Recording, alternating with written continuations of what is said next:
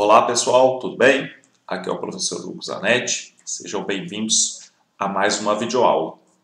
Hoje nós temos como objetivo compreender as ações que levam as nossas células ao potencial de membrana e ao potencial de ação.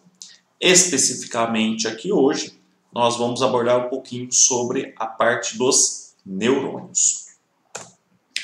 Bom, inicialmente nós temos que recapitular algumas informações importantes em relação às estruturas das nossas células.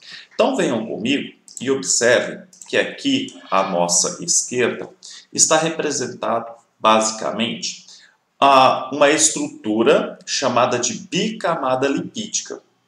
A bicamada lipídica, basicamente, é uma estrutura que vai separar as estruturas e substâncias que estão presentes dentro da minha célula das estruturas ou substâncias que estão fora dessa célula.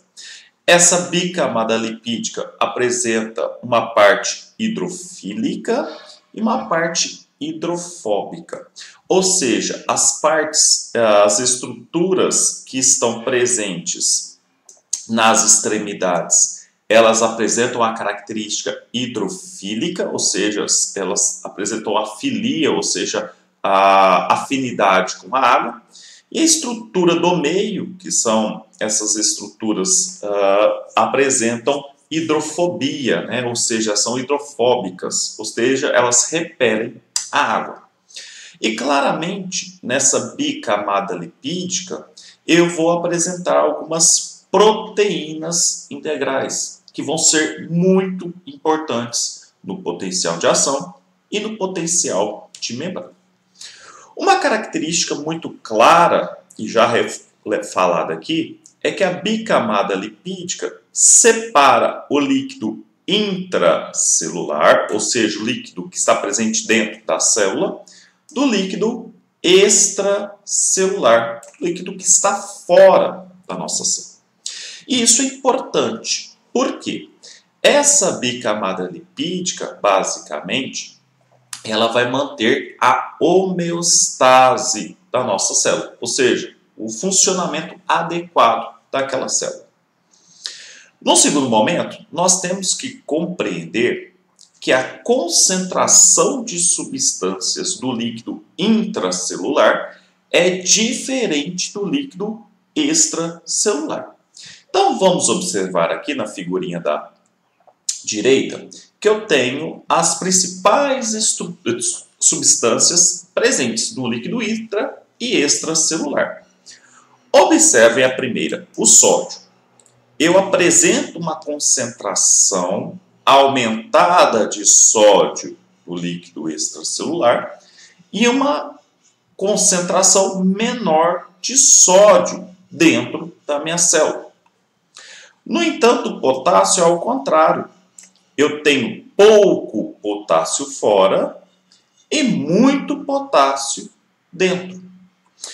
Uma outra característica importante, uma outra substância que vai ser importante para nós, é o cloro, ou cloreto, que a gente apresenta muito mais do lado de fora, ou seja, no líquido extracelular, do que na parte interna da minha célula. E além disso, eu vou apresentar os fosfatos. A gente apresenta mais fosfatos no lado de dentro do que do lado de fora.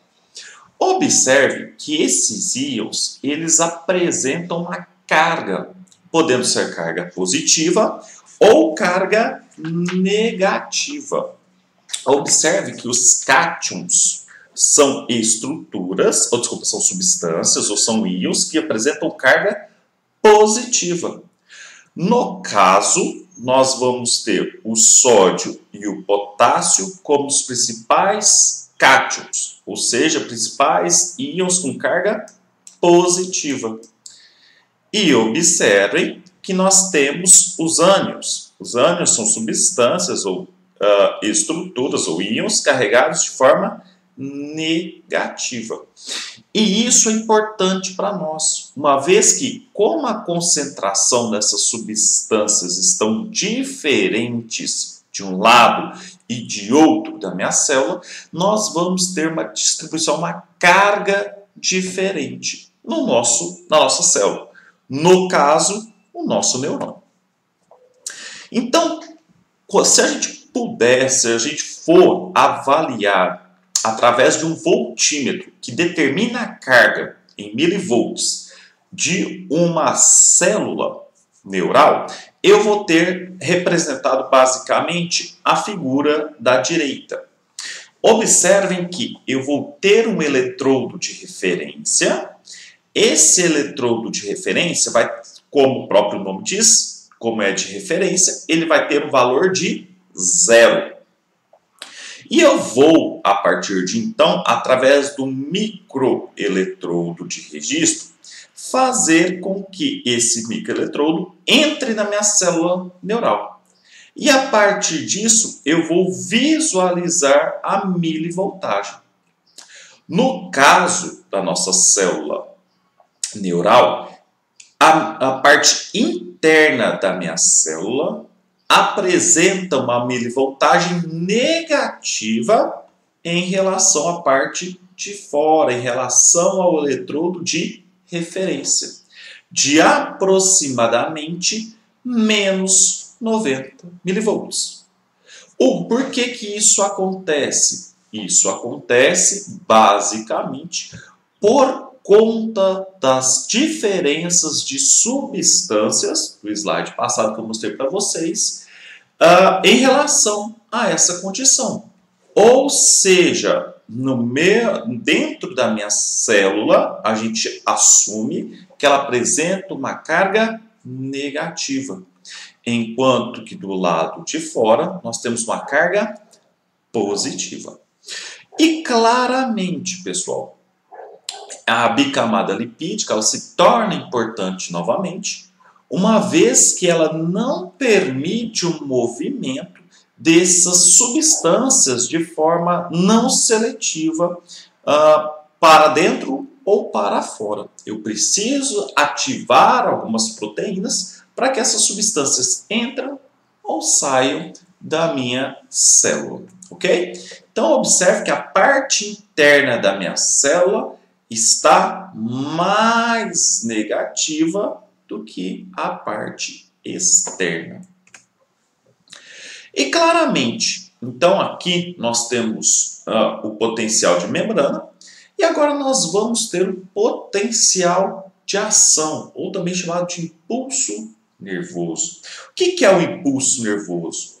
Basicamente, é a sequência que diminui e reverte o potencial de membrana e, posteriormente, o leva para o estado de repouso novamente.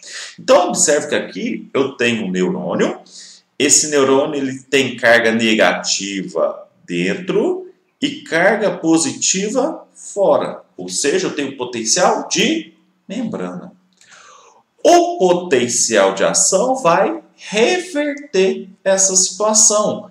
Ou seja, a carga positiva vai entrar para dentro da minha célula, tornando o interior dessa célula positivo. Esse processo eu chamo de despolarização.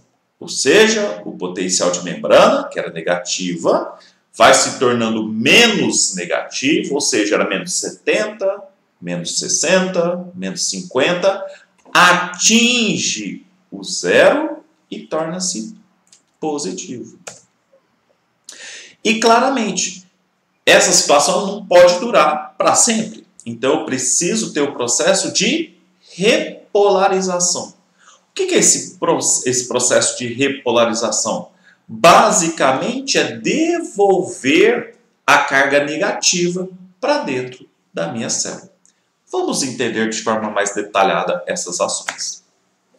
Então, observem, pessoal. Aqui em cima eu tenho o líquido extracelular, fora da minha célula.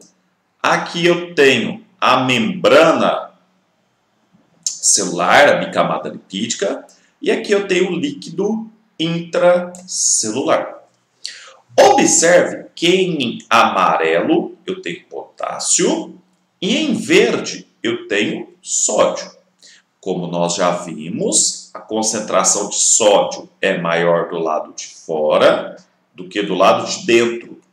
E ao contrário, é verdadeiro para o potássio. Tem mais potássio do lado de dentro do que do lado de fora.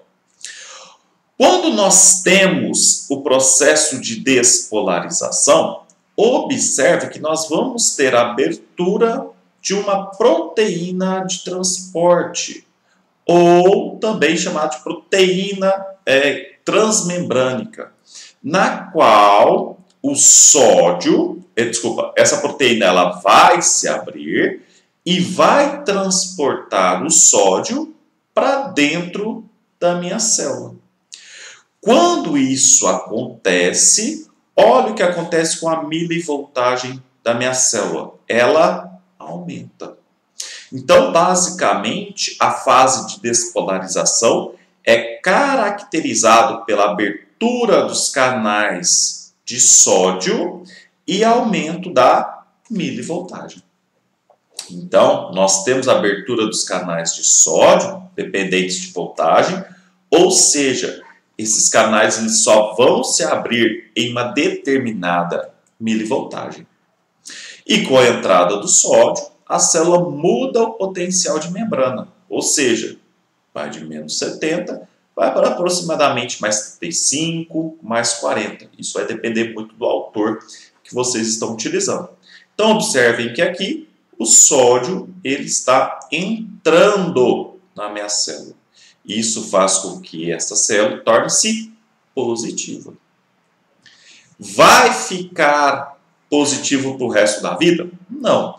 Essa célula ela precisa repolarizar. E como que esse processo de repolarização acontece? Basicamente, por dois fatores. O primeiro é o fechamento dos canais de sódio, ou seja, o sódio ele não vai mais entrar para dentro da minha célula.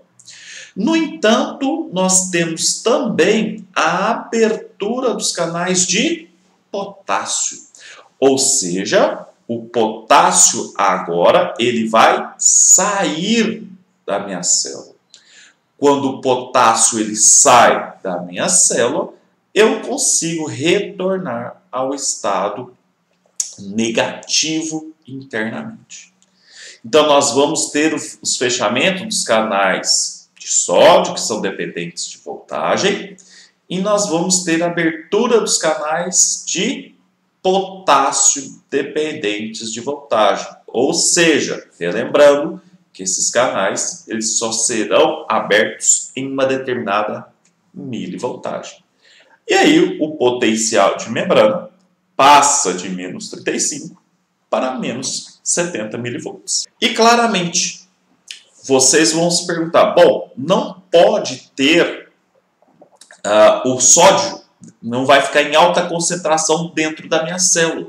Eu preciso enviar esse sódio para fora novamente e pegar aquele potássio que estava lá fora e trazer para dentro da minha célula. Então agora nós temos uma bomba, a qual nós chamamos de bomba de sódio e potássio. Essa bomba é do tipo transporte ativo, ou seja, ele vai contra um gradiente de concentração. Nesse caso, o que vai acontecer? O sódio que estava lá dentro da minha célula, ele vai ser bombeado para fora da minha célula. Enquanto que o potássio que estava lá fora, ele precisa entrar. Essa bomba de sódio e potássio faz esse transporte. Então, à medida que ele pega 3 sódios e envia para fora, ele pega 2 potássios e manda para dentro. Tudo isso para manter o equilíbrio da nossa célula. Então, o transporte ativo, vamos relembrar, que é um tráfego de moléculas pela membrana plasmática contra um gradiente de concentração, mediado por proteínas transportadoras e com utilização de ATP. E como eu falei para vocês, 3 íons sódio são bombeados para fora ao mesmo tempo que 2 íons potássio são bombeados para dentro da minha célula.